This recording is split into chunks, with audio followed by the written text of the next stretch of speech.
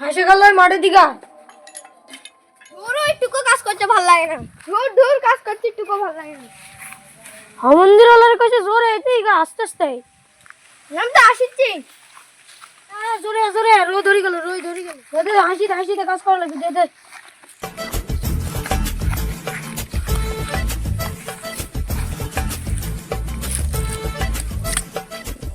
দেখো কি আরে জোরে জোরে কাজ করতে পারিস না নিবে। ভালো করে কাজ করলেও মারে।